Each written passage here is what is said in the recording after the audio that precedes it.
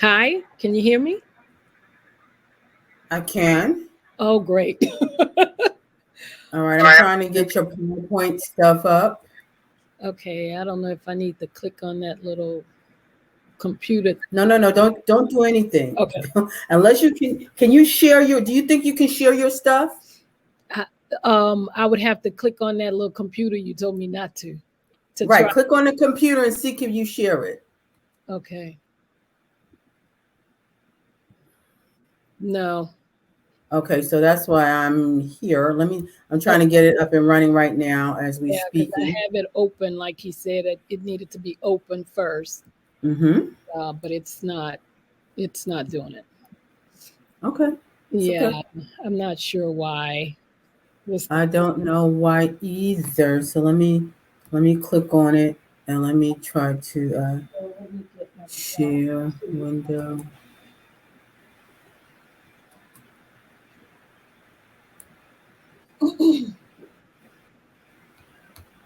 I don't know where yours is, Chrome. God, you can't find that. Hold on. I see it right there. Can't bring it up. Oh boy. Okay, give me a second. Okay. Chrome.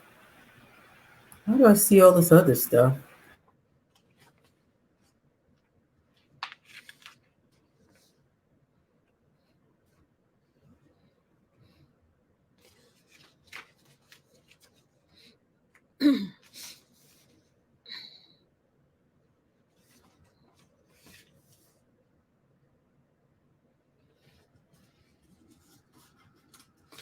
So how do you know if anybody is listening? I guess they put it in the chat room.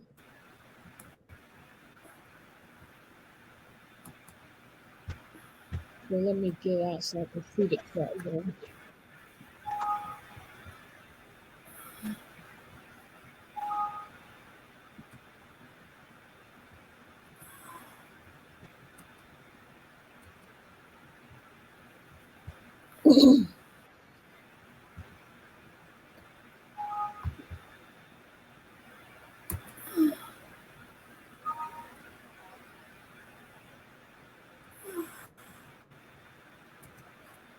How are you today? I'm good. Can't complain. Okay. All right. Hold on. Let me see if you could see this. Can you see yourself? Can you see it now? Yes, ma'am. Okay, I'm going to do slideshow. I'm going to do from the beginning. Okay. All right, let me hit escape. So when you're ready, we're good to go. I don't see it now. Well, because I stopped sharing it. Oh, okay. Do you want me to put it up? You want me to put it up? You can put the first one up. Sure. Give me a second. Let me go back. Let's see where we were at. Okay. Uh, Sorry to keep you from hopping. yes, you did. I'm sorry. Let me see. Let's see. Okay. Let's do it. Oh, no. From the beginning. Can you see it? Yeah.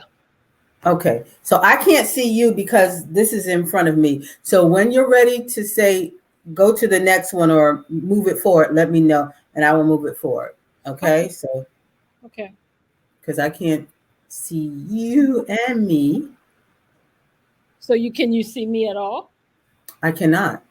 Oh, because of the slides being up there. Yep. But can you, the most important thing for me is that you see the slides and your people I see the see it. slides. Yeah, I can see it. So when the people Okay. are on, they'll only see the slides too, right? Yes. They might see you and me. I'm not really sure. Okay, cool. But here's the thing, we could stop sharing and they could see you. And when you're ready to start sharing, let me know. No, that's cool. You could do it now. That's fine. Okay. I'll yeah, And here's the thing. I'm just not familiar at all with this platform, and I apologize for that. It's okay. There are several people who are not, but that's okay. But here's the thing. At the end, when you're finished and you want me to show your face so you could, Right. speak to And them, the let me question. know and I'll stop sharing and then they could see you. Okay, cool. I guess it's 11. It's time to start. We should start. Is it 11:40, whatever? It's 11:47, actually. We're 2 minutes. Okay, go ahead and start. Okay, well, good morning. Good after yes, good morning. I'm Dr. Madeline Ann Lewis, President and CEO of the Executive Women's Success Institute. And I want to thank you all for joining me this morning. We're going to talk a little bit, or I'm going to talk a little bit about how to keep your business on track. And some of the stuff I'm going to talk about will probably be real basic. I'm not going in depth. If you do have any questions for me, we can you can put them in the chat room as we go if you'd like. And especially at the end, I will open up for questions. But again, this is going to be a real simplistic information because of some things that I see a lot of times when people have businesses. This is why I chose the some of these things to talk about. So next slide for me, please.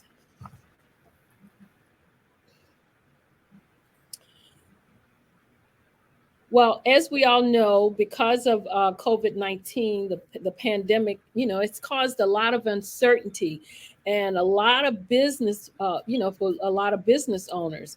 Businesses have been forced to close. Some of them are had to hibernate because they were uncertain as to what was going to become of them. And some of them had to make a lot of changes because of the way that they were running their businesses.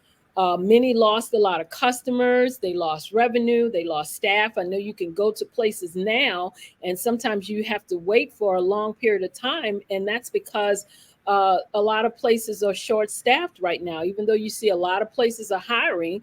Everywhere I go, basically, you see signs out there hiring, but they're still short staffed. People are not flocking to these places. So that's why you have to do certain things to make sure that people will come to you, and so that you won't have to feel that financial crunch when something like this happens. So the question is, how do you keep your business on track, or how do you stay on track with your business? Next slide. The first thing, hit it again for me.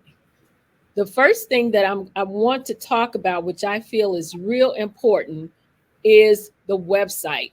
Now, a lot of people ask the question, or they may, wonder if they should even have a website. Well, I would recommend, if you have a business, you should have a website, a way for people to find you if they Google you, because we all know whenever we want to find out information about anything, the first thing we do is Google it. And so you want to be out there in cyberspace or the cloud or whatever they call it, so that people will find you. And the website is the best way to do that.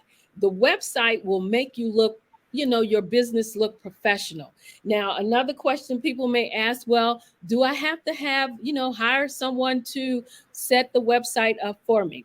Well, I will say this is, you will have to make that decision based on whether or not you are proficient in setting up websites.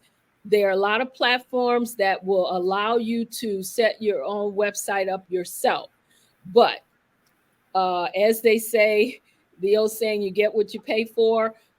Well, if you know that you're not good at doing this, or you just have an idea and you just go in there and you just throw stuff up, then that's the way the website is going to look. Like you just went in there and you just threw something up to create a website.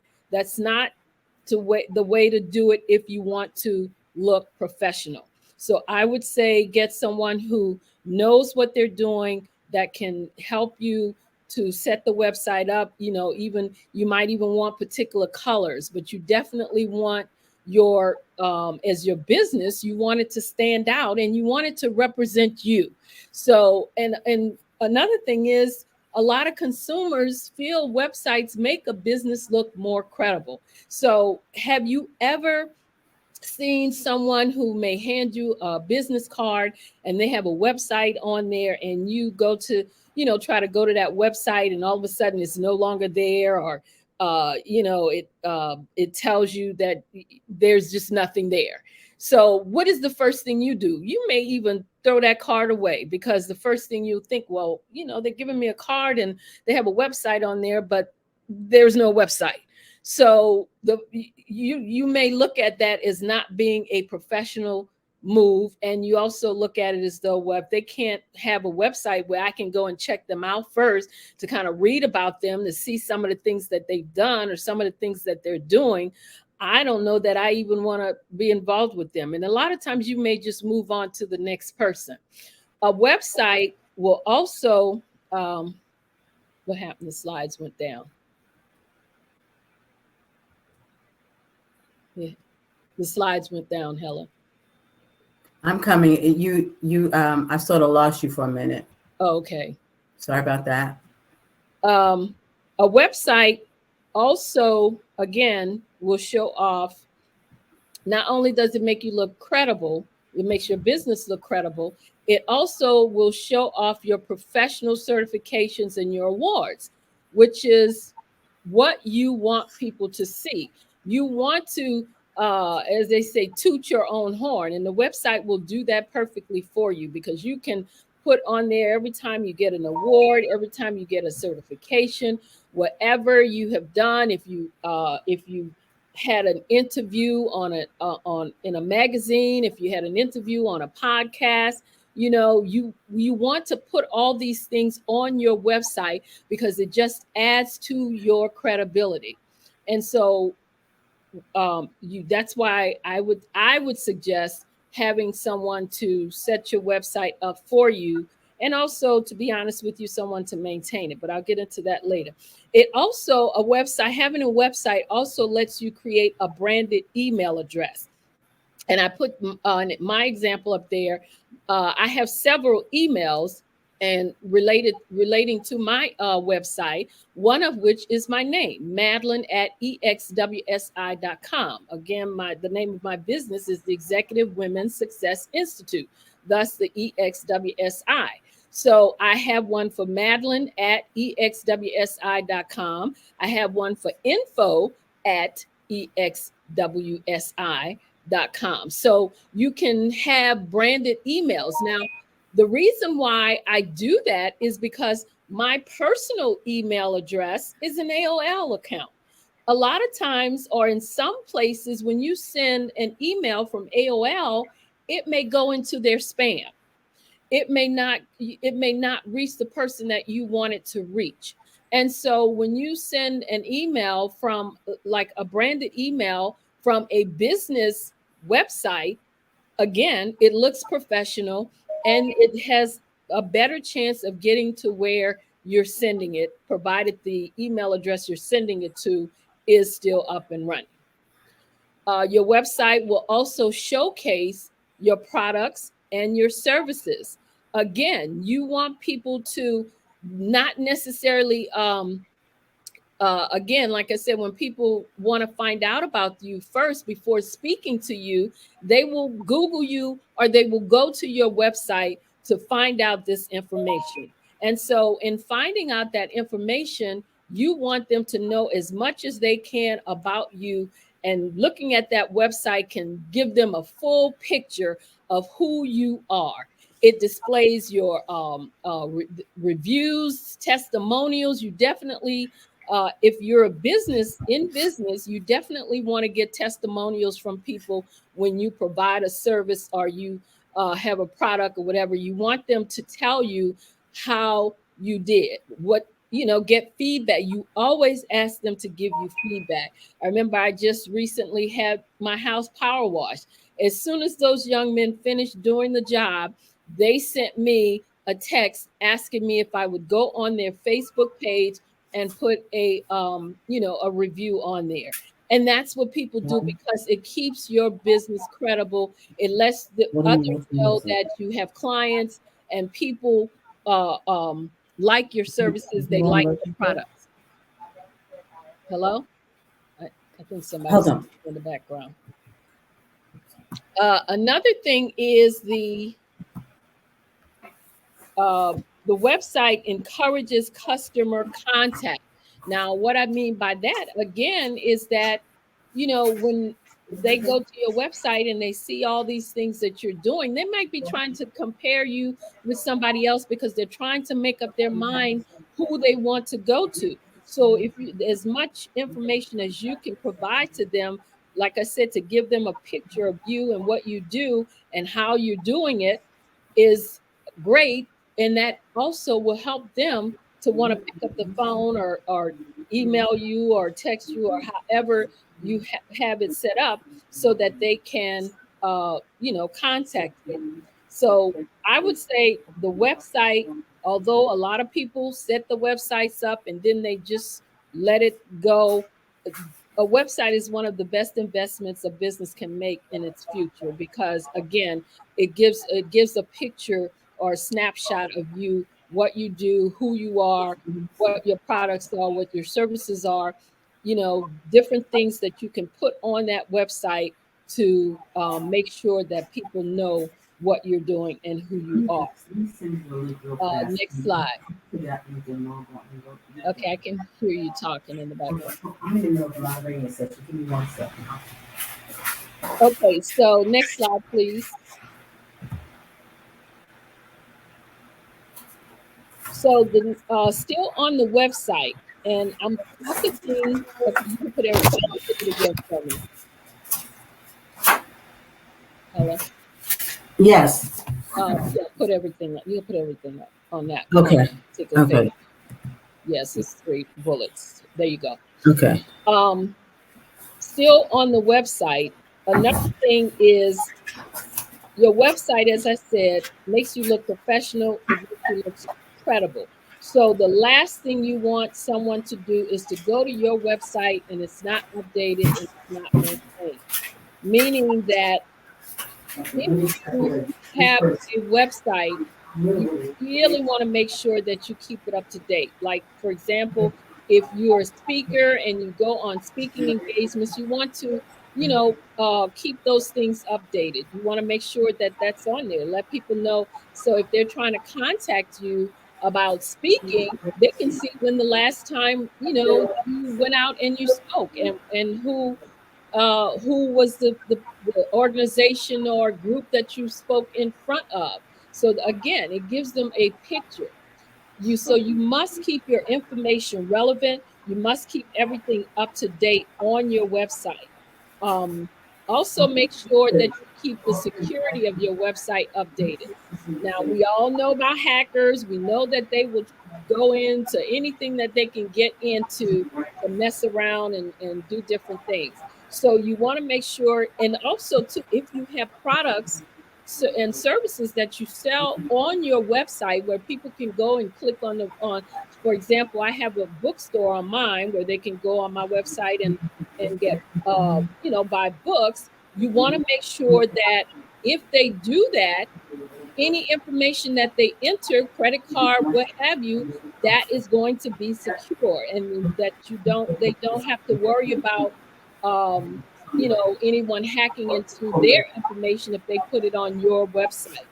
And you definitely want to make sure that the security is so that when they visit your website, they don't have to worry about your software or any software that they, for example, again, I use mine because I have these things on there.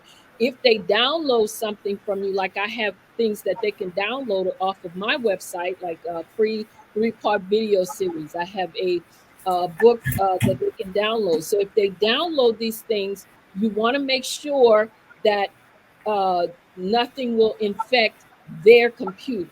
So you always want to make sure that your security on there. And that's why I said when you have your website set up, you want to have it done by professionals that will make sure all of this is done. But you also want to keep it maintained. Again, if that's not something you know how to do, then you're going to have to get someone that knows how to do it because when you have these websites, you have the things called plugins and all of that. These things have to be updated, or you will start getting crazy messages, crazy, just all kind of stuff will start coming in on the back end of your website. So you want to make sure that these things are always updated. Let's see. I see a question in the chat room. It says, do I need a Facebook page and a website?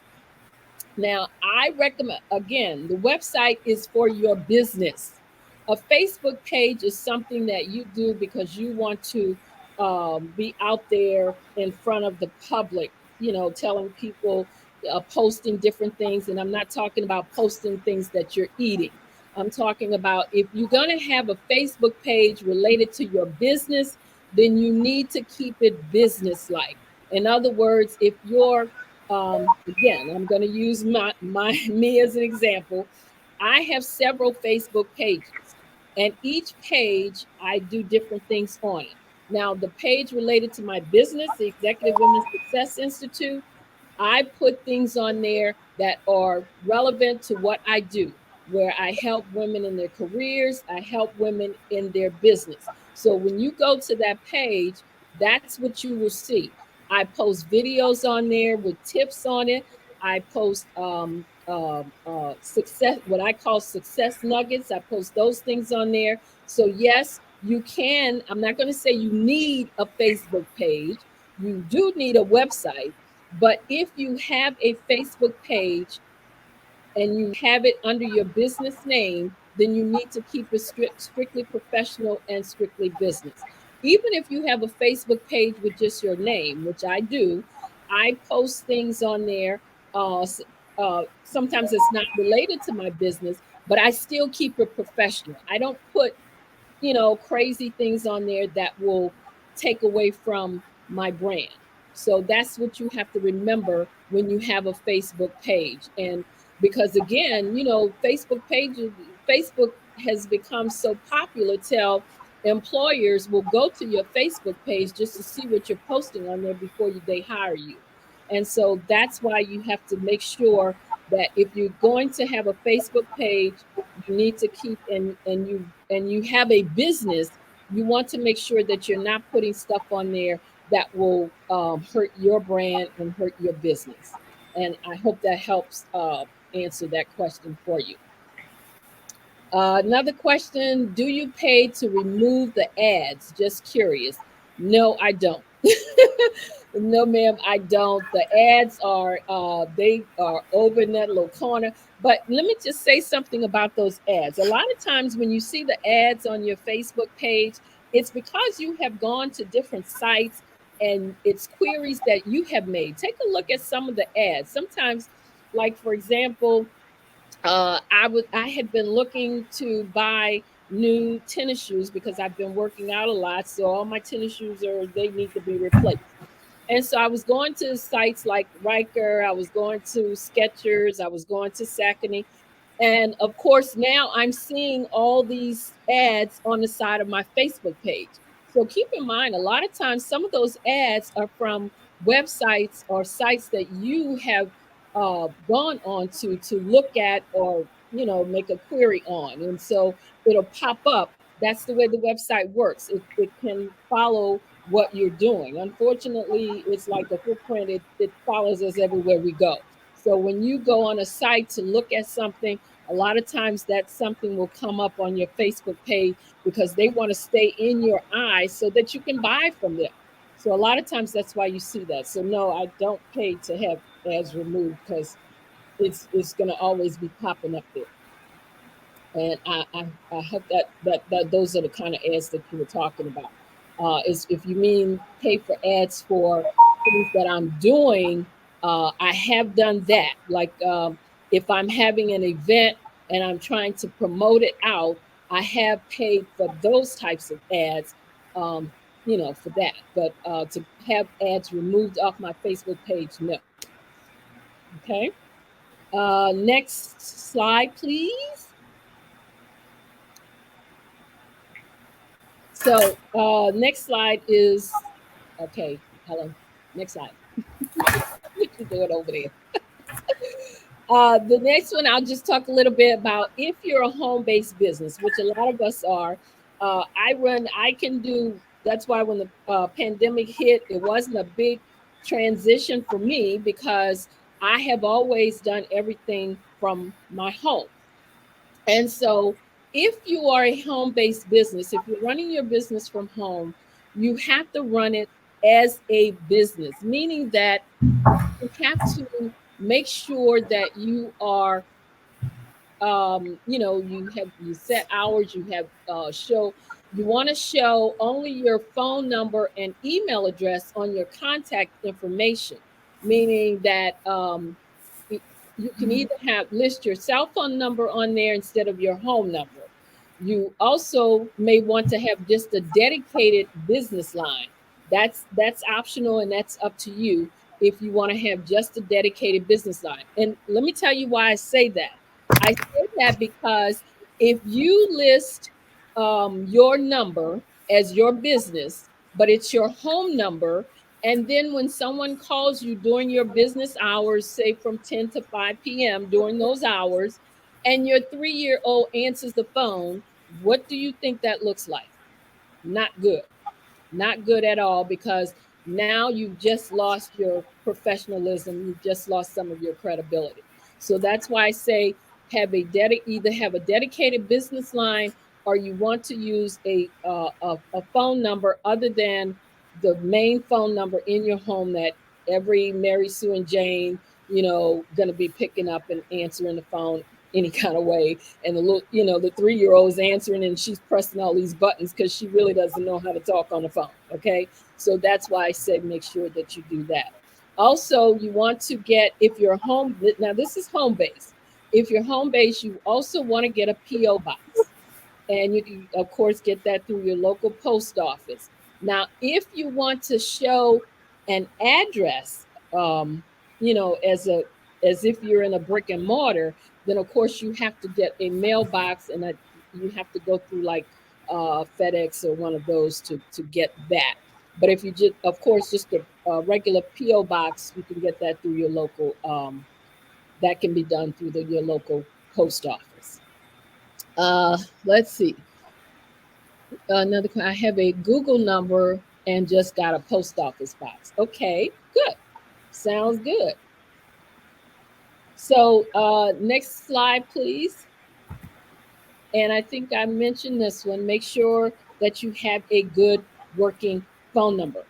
How many times have you called businesses? People, tell you they're in business, and then you call the number, and that number is no longer working, or on their card, business card that they've handed to you again, the number is not working.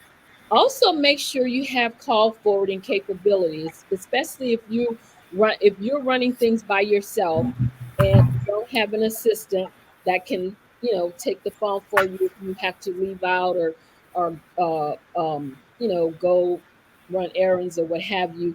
You want to have call forwarding capabilities, and you definitely want to have on your phone your message. Make sure it's it when it picks up, it says the name of your business, who you are, and what have you. So you want to make sure of those things.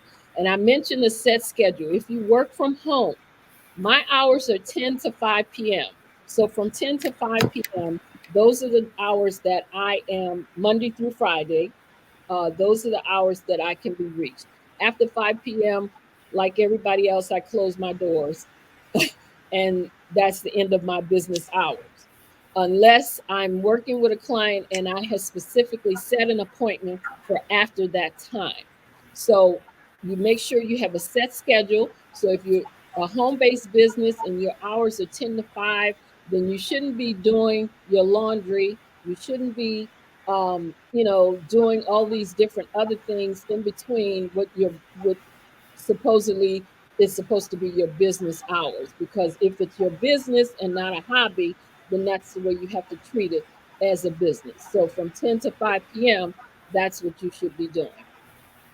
Again, as a solopreneur, don't feel inferior because you are solo. And I say that because I have been solo for years, but most of my everything that I need, that assistance, what have you, I have a computer person, I have someone that handles my website. The person that handles my website, believe it or not, is in Canada. I've never met them, but I tell you what, my computer, my website is never ever not up and up to date. And so the things that you need to have done that you know, like your website, and you need to have someone do it, it doesn't necessarily have to be someone that lives right next door. It could be, as long as the person will do what they need to do, then it's okay. You can have a virtual assistant. That's okay too. You just have, like I said, if it's your business, you want to make sure that you're treating these things like a business and that you're handling all those things the way it needs to be handled. Next slide, please. What time is it? Okay, I just want to make sure I'm staying on track too. Okay, the next thing is stay on track. You want to make sure that you keep your business name visible. And one way to do it, as you said, the person who asked me about the Facebook, yes, it's a good thing to have a business Facebook page. You can, keep it visible. Another thing to stay, way to stay visible is maybe to invest in inexpensive marketing materials such as pens, notebooks, coffee mugs, keychain. These things are really, small, especially ink pens. You can get pens, a bunch of them with your company name on there. And, when you're talking to people or what have you, or somebody asks you for a pen and, write something down, you just give them that pen and there you go. That's your marketing. It has your name, your business name and the phone number on there. And so that's a good way to do that. One of the things that I want to say to you when you're doing your marketing, making these flyers or what have you, don't use jargon. Avoid using jargon. These the things that I have listed there right there. My company is first rate. We're number one. We are top notch. We're the supervisor. Supervisor superior, should be superior service. I'm sorry, but those things have just been worked beat to death. So those are some jargons that you just want to avoid when you're talking about your business, especially when you're marketing. Okay. You also, going back, mentioning too on your website, you want to make sure that you have an opt in box. And then that's usually on the last page of your website where the person, after they've looked around and, they've played the videos that you have on there and all this kind of stuff, they can put their name and email address in. So that can help you to build your mailing list. That's one way to build your mailing list. Let me just emphasize something too. Never buy a mailing list from these people that send you emails saying I could get you 1,000 names on your email list, so I can, get you 100 million likes on your Facebook page. Don't buy that stuff.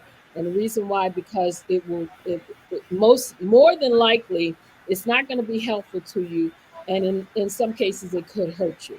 So just make sure you stay away from that kind of stuff. But you want to have that on your website so that they can opt in. You don't want to ask for too much information. Like you don't need to know their address. You don't need to know, the date of birth and all of that stuff unless you're going to be sending them a birthday gift on their birthday. So just ask for their name. You can ask for first and last name, or you can just ask for the first name, but definitely, of course, the email address so that you can keep them informed when you're doing something, when you're having an event or what have you, you can keep them informed. And again, like I said, that's a great way for you to build up your email list. So let me just pause again for a second here, and I'll ask if anyone has any questions, if they want to put any, have any questions that they might want to put in the chat room. I hope I haven't been going too fast. I want to make sure that I stay on time and on target. But definitely, if you have any questions, if you want to put them in the chat room right now, I'd be glad to answer any questions that you might have. So I'll just give you a second to see.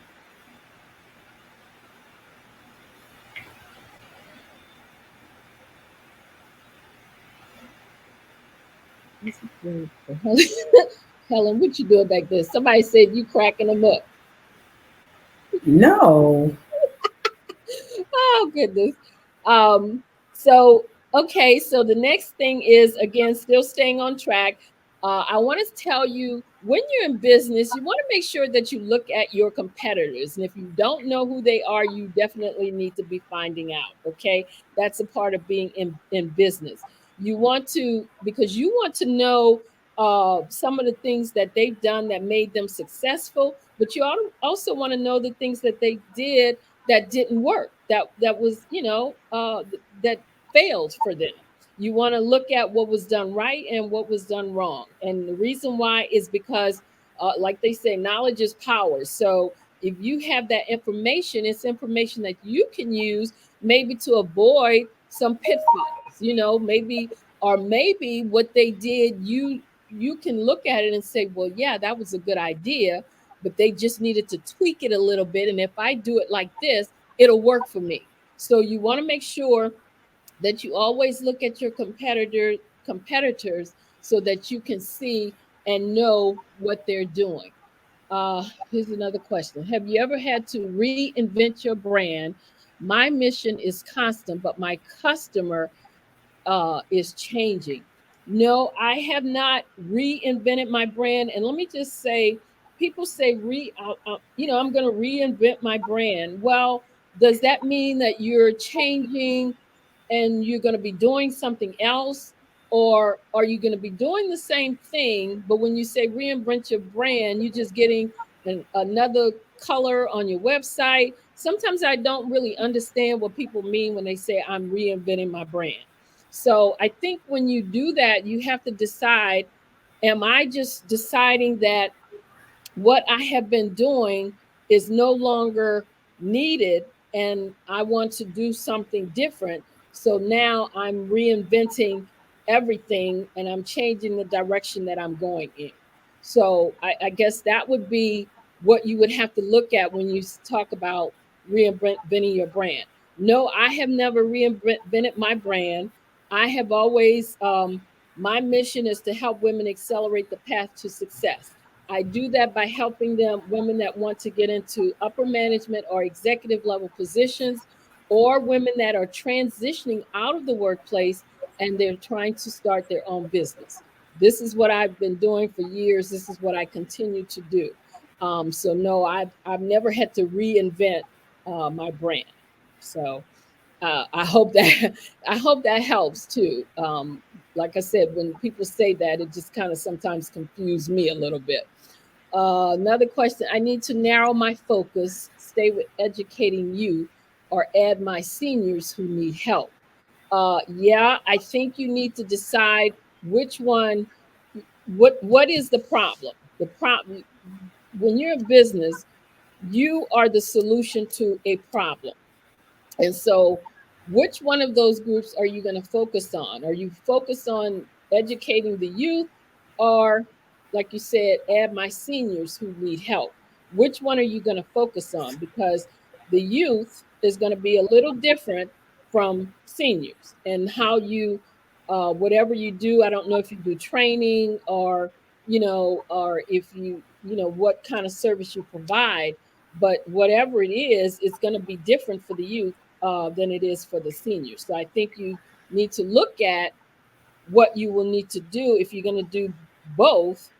You're going to have to, it's going to have to be sort of almost like a split to be able to encompass both the youth, educating youth and seniors. You said you teach technology and computer science. Okay, well, still, I mean, when you say seniors, you're talking about people who, as they were growing up, didn't have computers, and so that's kind of starting them off at a whole different level than educating youth who grew up with computers in their, cribs. So I think you just have to, you may have to create a programs, one for educating youth and then another for your seniors, because again, it's going to be different. You won't teach the youth the way you teach the seniors, because um, I know I can speak from experience when it comes to computers. I am not tech savvy, and I will not tell anybody that I am. So when you start talking technical stuff to me about a computer, I'm gonna look at you like you grown horns, okay? And a lot of seniors will be that way. So just so you know. Okay. Oh, I'm glad that helps. Um, I think I finished with that last track. How am I doing for time? I think I'm almost out of time. We got about, I think about what, 5 more minutes or so. And then here we're coming up to the last slide, almost the last slide, and that's the importance of presenting yourself. A lot of people have to realize when you're in business, a bio is different from a resume. Your bio is what you're going to put on, is what you will have on your website. Your resume, of course, is what you use if you're going, to apply for a position or what have you. The bio, of course, is written in, the resume, is written in the first person, and it tells what you did. Like if you're a sales manager, then you would say, I was the manager of sales or what have you. So it tells what you did. Of course, your bio is going to be written in the third person, and it can be short or it can be extensive. If you're putting it on your website, you don't want to have it 10 pages, but you do want to put as much information in there to show your background, to show your credibility, show your credentials, again, your awards, different things like that. Or, it can be a single page, but it gives an impression of you. Another one of those things where you can kind of toot your own horn. I was Businesswoman of the Year. I got an award for Businesswoman of the Year from the Prince George's County Chamber of Commerce. So that's those are the bio is where you toot your own horn, and it should always be a part of your marketing package, your bio. So make sure that if you don't know how to write your own bio and put the things in there that needs to be put in there, then again, get someone to do it for you so it can look professional. I can't tell you how many bios I have seen. Sometimes people send me, I have a radio show that I do on Thursdays, and people I will request, information so that I can introduce them. And it's amazing sometimes what they will send me just to introduce them on the show. So make sure when you're writing your bio, it does give an impression of you. But if you know that you are not good at writing these things, then get someone who can help you to put those things on paper. Okay. Excuse me, Madeline, you have like 2 minutes, so I don't Okay. And I am wrapping it up because this is the last slide. Again, as we were talking about staying on track, we know that because of the pandemic, it changed a lot of things for a lot of people. It changed a lot of businesses and how they operated and how they do business. So, if you want to stay in business, you have to prepare for things that will come like this. And if you're a home based business, then, you just have to make sure that you stay professional, but that you also stay relevant in everything that you're doing. And that is about all that I have for you today. I thank you all for listening to my presentation. If you have any questions, again, for me, you can email me at Madeline, Madeline, at exwsi.com. And also make sure you go to my website, which is www.exwsi.com. I thank you all again. Thank you to the organizers of this platform for inviting me. I really appreciate it. Thank you so much. Okay. Thank you, Madeline. Thank you. You did a great job. It was wonderful. Thank you. So I'm going to have to skip out and go to my next. I'm moderating a panel coming up, so I'm going to do that. All righty. Thank you for doing the slides for me. Appreciate it. You're welcome. Are you enjoying the somebody Yes. said to have the art fee. Are you enjoying the hop-in sessions? Well, I've only seen one so far, but I'm going to Okay. look at a couple more while I'm on there. Sounds like a plan. I'll see you shortly. Have a good one. You too. Bye bye. Bye-bye.